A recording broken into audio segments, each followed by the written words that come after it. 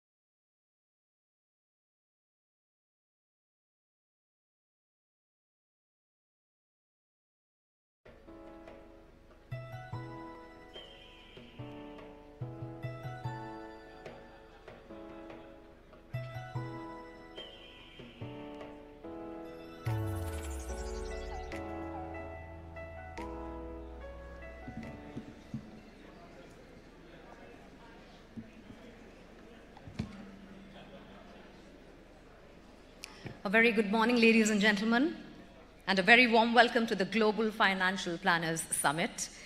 This summit marks an important date on the global financial calendar. Every year, the first Wednesday of October, the world unites to celebrate World Financial Planning Day, an occasion dedicated to raising and celebrating awareness around finance and empowering individuals to chart a prosperous financial future. This year, One Finance joins the global community in commemorating this day and celebrating all of you. This summit is special for various reasons. One, it is invite-only. Special for it has brought together some of the brightest minds from the world of financial planning. During the course of the day, we shall look at the evolving landscape of financial planning, advisory services in India, and engage in dialogues with industry experts on opportunities and challenges ahead. Our aim is also to stand together as a community and open avenues of collaboration, synergies, and interaction. Without further ado, may I invite Anuj Mehta, Head Partner Success at One Finance, for the opening address.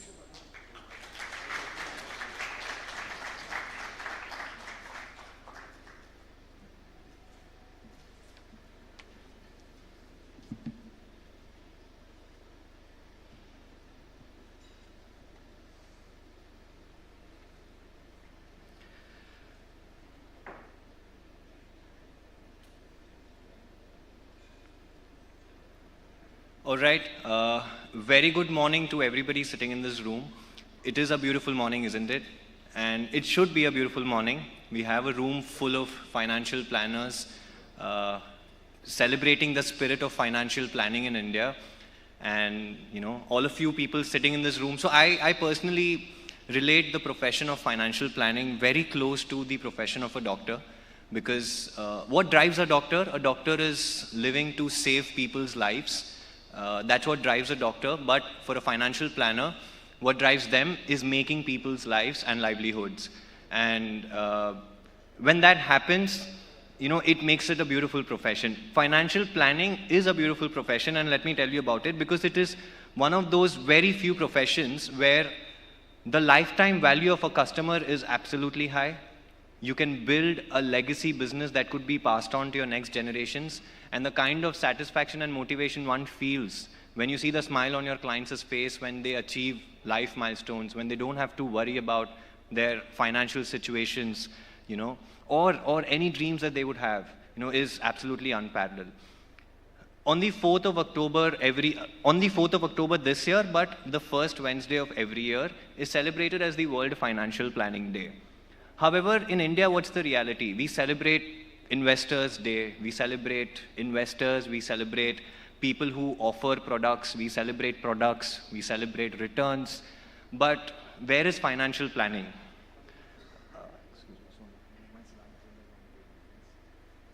I'm sorry, I forgot my slide changer, but yeah, but like I was mentioning, we speak about investors, we speak about products, we speak about returns, we speak about markets, but what about financial planning, right? Because in India, the sad reality is that financial planning is investment planning. No matter what, everybody, whenever you talk about financial planning, is talking about, okay, kitna return milega, kitna paisa dale, you know, these are my goals, how can you help me achieve these goals, kitne ka SIP kariye. But what about the other aspects of financial planning, such as liability management? Liability is such a big reality in India. You know, what about estate and will planning? When you ask somebody, when is the right age to make a will? You know, people will be like, maybe 50, maybe 60, maybe 70, you know, maybe when you retire. But honestly, the right time to make a will is when you have a sizable amount of assets and a preference of how would you like to distribute these assets, right? But how many people in India are talking about it? So all of us sitting here in this room, we understand this, we address this, and that is where, you know, One Finance came into this situation where we realized that we genuinely want to celebrate the spirit of financial planning, like how globally every other country does, bring it to India and appreciate, you know, every financial planner, the hard work that they put in. But when we speak about financial planning, or investment planning, you know, for that matter, there are a lot of people in India who are getting included in the financial industry, who are getting exposed to financial products out of will, out of intent, right? So when you look at the size of the opportunity, some number on your screens, I'm sure these numbers are not new for each one of you. All of you are already aware about these numbers, much better than I am.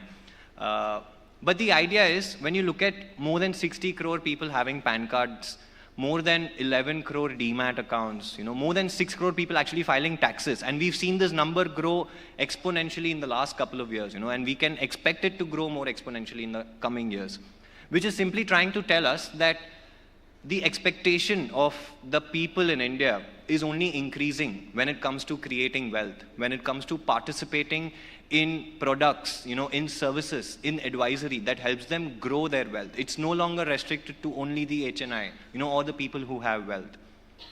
But when we look at these numbers and when we feel excited and proud about the incoming of, you know, clients and demands and, you know, people participating in financial products, there are also, you know, the demographics of the country that we need to explore and what the future looks like. So that was the present. Where are we going ahead? You know, it's expected. So when we started building One Finance, we had a firm called Frost & Sullivan, you know, who helped us conduct a research study in India. Frost & Sullivan is a global research and a consultancy firm. And they did a primary research study on two aspects. One's the challenges experienced by customers in India, people who consume financial services, and the other, the challenges faced by the people who offer financial services. Some of the numbers that you see are from the primary research study, as well as some secondary sources that are available. More than 60% of the Indian demographic in the next 10 years is going to belong to middle net worth segment. Now, at One Finance, we define middle net worth as an individual who has a minimum financial exposure of somewhere between 30-40 lakhs.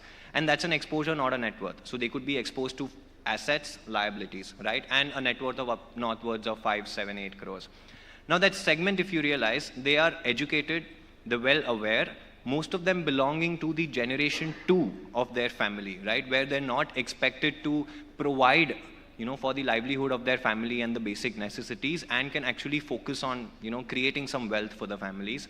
Of course, they're aware, they're exposed to information. Most of these people are understanding what they need when it comes to finance, right? This number is only going to increase. 60% of the Indian population is going to belong to middle net worth individuals.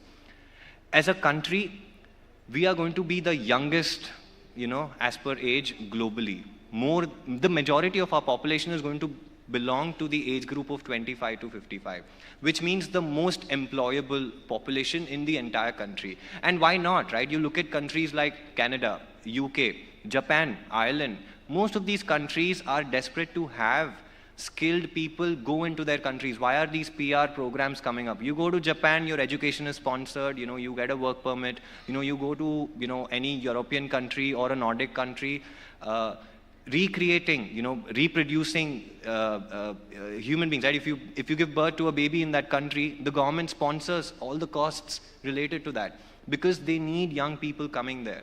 India has got that opportunity, and we see so many initiatives being taken by the ministry and the government, Make in India, Startup India. We're moving from a labor-oriented country to a skill-oriented country where people are no longer restricted to just BPO, KPO services. People are genuinely moving into managerial roles.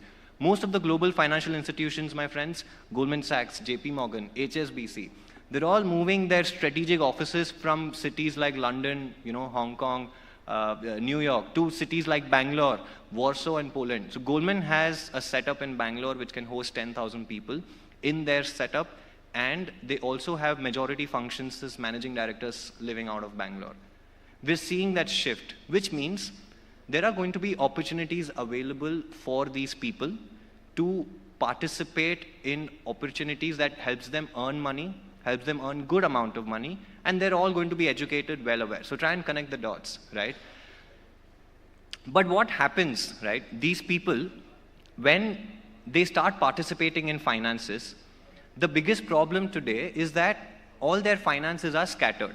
So through this research study that we realized, more than 60% of the individuals had challenges with their finances because their finances were scattered. That means you will have multiple bank accounts, multiple demat accounts, multiple credit cards, right?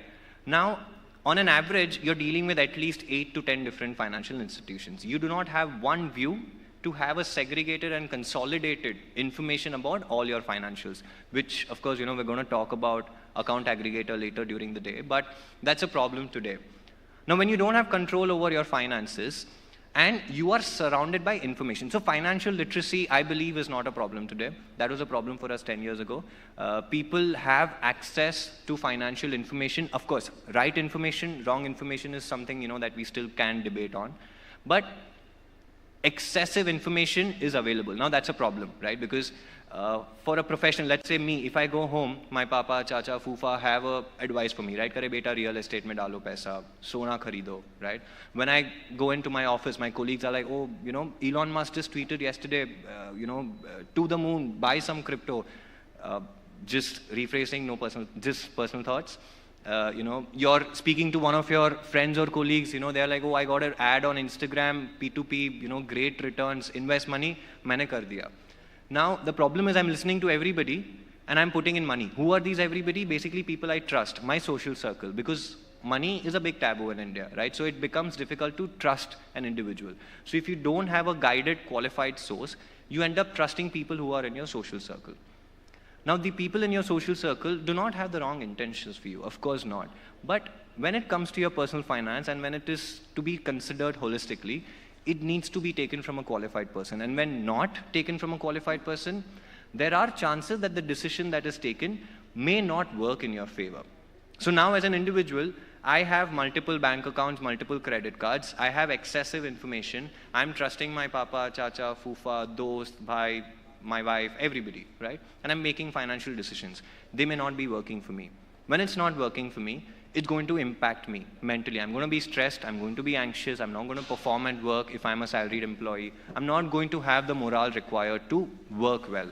When that happens, it causes a lot of problems in one's lives.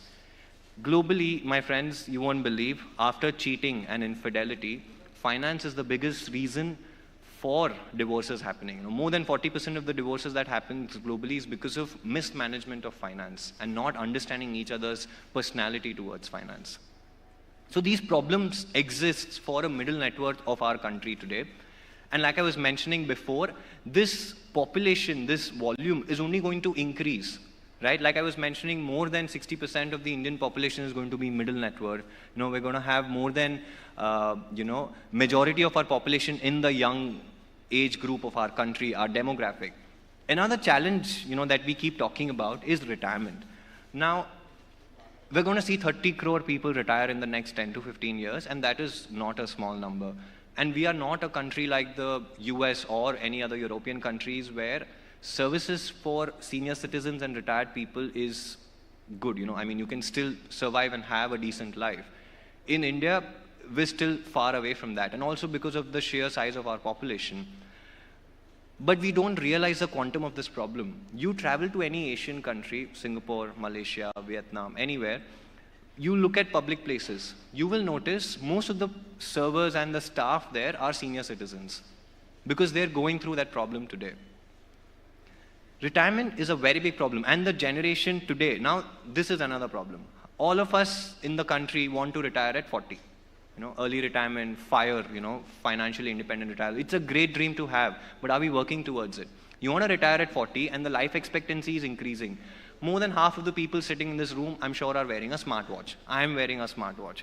How many of you count the number of steps that you take in a day? Show of hands. That's quite a good size. How many of you are seeing how much water do you drink? Drink water. Reminders. There were apps, by the way, they used to remind you at a set frequency. The idea, that the point that I'm trying to convey is, consciously, we're all trying to be healthy. Consciously, we're all being very preferential about what we consume as food, what kind of activities do we engage in. Every second month we try and quit tobacco, it goes for a week, the third week we're back at it. It keeps happening, it's a loop. The point is, we're consciously trying to be healthy. We all are getting health insurances done. And the medical science is, growing at a rocket speed. My sister is into, biomedicine, and when I hear from her the kind of research that the countries like US are doing in terms of helping save people's lives is, mind-blowing. What I'm trying to say is, if it is not for a natural cause, we will not die early. Life expectancy is going to just increase, which means the portion of your retirement, after your retirement, your retired life, is high possibility of having an equivalent portion of your working life, which means planning for your retirement is absolutely important. How many people in India are talking about it? How many people in India are also working towards it? Of course, these conversations is not new to people like you and us in this room. We all understand this, we all realize this, and the industry also realizes it. You won't believe, more than $5 billion worth of investments happened just in Indian fintech startups in just 1 year, the last financial year, 21-22, which means they see a massive potential. They see maybe a lot of problems that needs solutions, maybe with the help of technology, maybe with the help of service, maybe with the help of products, but it's happening, which means there's a huge potential. And that is where all of us here in this room gather today to understand what are these opportunities, what are these solutions, and where can we play a role in order to grow ourselves. The idea is, now we've understood the demand, we've understood a massive demand that's going to come in that are going to require qualified advisors, financial planners, basically financial service providers, people who can genuinely guide these people in taking the right financial decisions. But if you look at the numbers in India today, and these are the numbers which are, people holding active licenses, not in total. Of course, we have to look at how the regulator is accepting, the inclusion of these certificates, right? When you look at any certificate around financial planning, it could be a CFP, CWM, there are some private courses like QPFP, a lot of courses that SEBI recognizes. We have less than, 10 to 15,000 people across the country who are qualified, holding an active license to offer holistic financial planning services, and I'm not talking about investment planning here, right? Of course, we have 1.5 lakh ARN holders in India, which we've seen as an industry grow beautifully, right? When we talk about the mutual fund industry, or insurance for that matter, right? But when you talk about holistic financial planning, this is a problem. Compare ourselves to a country like US. For 1/4 the size of our population, or maybe even less, we're almost reaching 150 crore. They have more than 90,000 CFPs, just CFPs, and I'm not even counting the other certificates. I mean, if we were to look at it, 1.5 lakh log to unke khali financial planning and wealth management industry mein log aa jate hain, for 1/4 the size of the population. There are companies like Edward Jones, Zoe Financials, Facet Wealth. Edward Jones is a 100-year-old financial planning company, and they purely run on a partner model. They have CFPs who are registered with them as partners. They bring in big ticket clients, and the clients take financial planning services from their partners. They're so big today that in 100 years, they're running their own fund, their own AMC, and they're managing $1 trillion worth of AUM under their own fund, which is most of it into index. Which means there's a huge potential that we see for our country. 4 times the population of US, right? Why not? I'd just like to end this note on one aspect that a lot of conversations happens around, ठीक है तो role क्या है, कौन क्या करता है, कैसे करेंगे, क्या है, there's a lot of ambiguity around, what will exist, what will not exist, what will get evolved into what. We believe, and I personally believe, there is going to be a space for each and every person written on the screen. We will require financial product manufacturers.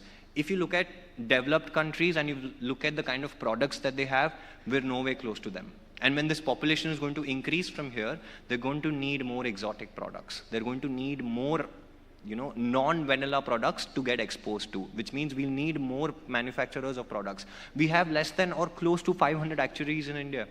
And there's huge potential, right? If you look at the potential of customers who need exposure to a product like insurance, we need more insurance manufacturers, right? We need more actuarial sciences in India. We need more CFPs in India. So there is going to be product manufacturers, a role is going to exist. We will always need product distributors because we will require services, platforms, individuals who can help people get access to the right product through the right operational process and medium. We will, of course, need financial advisors, people who bring in the holistic perspective of financial planning, of the decisions that you can take when it comes to your assets, when it comes to your liabilities, when it comes to your taxation, estate and will planning, maybe if you want to achieve some milestones of your life, some dreams, maybe a home, maybe a car, maybe planning education for your children, maybe planning the wedding for your children, or if not, just your fire dream, right? Everybody wants to retire early. And we will need financial educators as well, because literacy exists, but the right information also is important. So education for the existing community of advisors, as well as for the people to come into this community as professionals, and education for the customers as well. So these roles will have to coexist, they will complement each other, and there is a space for each and every one of them. That is where, we come into the picture. One Finance is into personal finance planning and advisory. We started off on a note where we realized that the middle net worth population of India, they do not have access to getting the right financial information, the right financial knowledge, access to the right financial products in the right sense, understanding it from a holistic aspect point of view. And we've seen some research points earlier. So One Finance is a personal finance institution. We're focused on offering peace of mind. So we're not a fintech company. We are not a wealth management company. We're not a platform company. We're not into, offering technology or, services to individuals. We are simply into the business of offering peace of mind to our customers and building an ecosystem around it. So whatever it takes to help the customers take the right financial decision from a holistic perspective is what we're building towards. It's a privately backed institution. We're a bootstrapped organization. We're backed by the Marwadi Chandarana Group.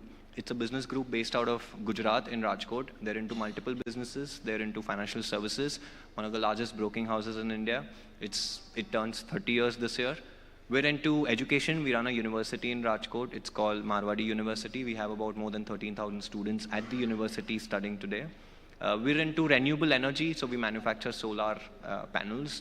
We distribute them, nationally and outside. And, that's the group that's backing One Finance. So it's a completely professionally run organization. We're based out of Bombay. We run on a model where we help people improve their financials. We have qualified people who partner with us and help us review and consult our clients. And the responsibility lies with us. So we onboard the clients and we offer a holistic financial plan to the customer. So in short, we're into the business of financial well-being and peace of mind. On that note, I wouldn't take a lot of time. I don't want to, take away credit of every other, speaker that's present here today. We have a great lineup. We also have Mugdha with us. Mugdha, thank you so much for doing this. She will take you all through the flow. That's what I had, and I hope all of you have a good time. Some valuable insights for each one of you to take back after this event. But always remember and keep in mind, into financial planning, everybody's doing a great work. It's a very good profession to be in, and it's going to be the profession of tomorrow. So kudos to you on that. And 4th October being the World Financial Planning Day, this room being full of financial planners and celebrating the spirit of financial planning, I would request, if not for the person sitting next to you, at least for yourself, a huge round of applause for doing what you people do.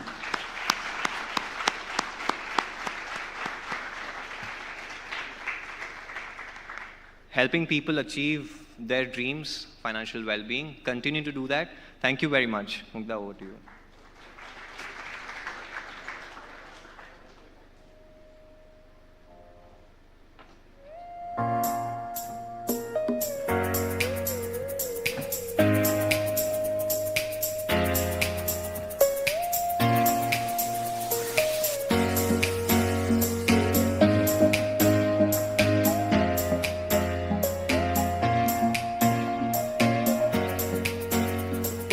While the stage is getting set for the first panel, just a few announcements.